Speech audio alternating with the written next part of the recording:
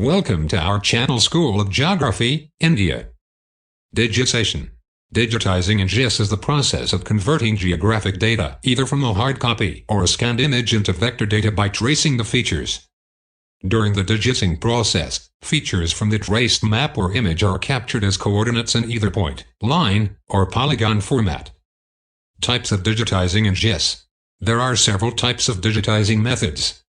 Manual digitizing involves tracing geographic features from an external digitizing tablet using a pocket type of mouse specialized for tracing and capturing geographic features from the tablet. Heads-up digitizing, also referred to as on-screen digitizing, is the method of tracing geographic features from another dataset, usually an aerial, satellite image, or scanned image of a map, directly on the computer screen. Automated digitizing involves using image processing software that contains pattern recognition technology to generate vectors. Types of digitizing errors and GIS. Since most common methods of digitizing involve the interpretation of geographic features via the human hand, there are several types of errors that can occur during the course of capturing the data. The type of error that occurs when the feature is not captured properly is called a positional error, as opposed to attribute errors, where information about the feature capture is inaccurate or false.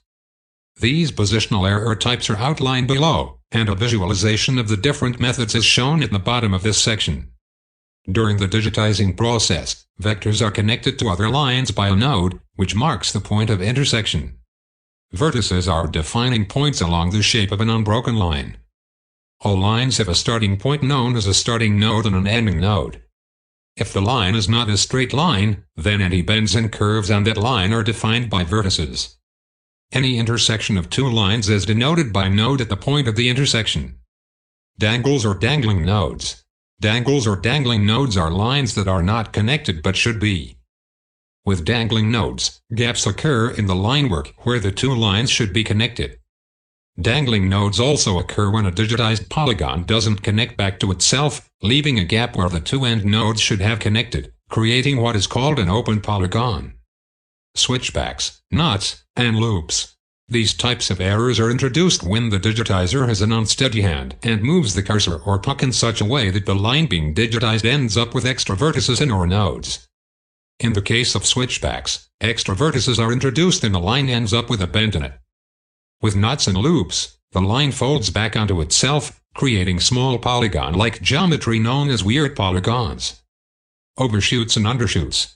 Similar to dangles, overshoots and undershoots happen when the line digitized doesn't connect properly with the neighboring line it should intersect with. During digitization, a snap tolerance is set by the digitizer.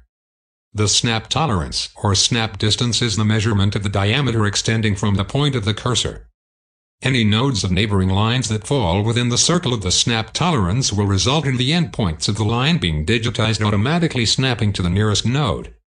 Undershoots and overshoots occur when the snap distance is either not set or set too low for the scale being digitized. Conversely, if the snap distance is set too high and the line endpoint snaps to the wrong node. In a few cases, undershoots and overshoots are not actually errors. One instance would be the presence of cul-de-sacs within a road GIS database. Slivers. Slivers are gaps in a digitized polygon layer where the adjoining polygons have gaps between them. Again, setting the proper parameters for snap tolerance is critical for assuring that the edges of adjoining polygons snap together to eliminate those gaps. Where the two adjacent polygons overlap in error, the area where the two polygons overlap is called a sliver.